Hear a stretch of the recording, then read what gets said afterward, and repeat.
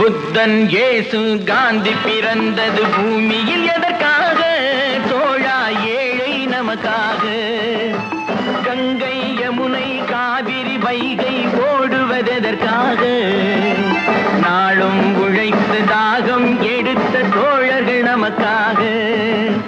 கேள்விக்குறி போல் முதுகு வளைந்து உழைப்பது எதற்காக?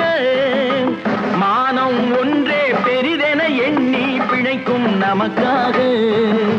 புத்தன் இயேசு காந்தி பிறந்தது பூமியில் எதற்காக? தோழா ஏழை நமக்காக.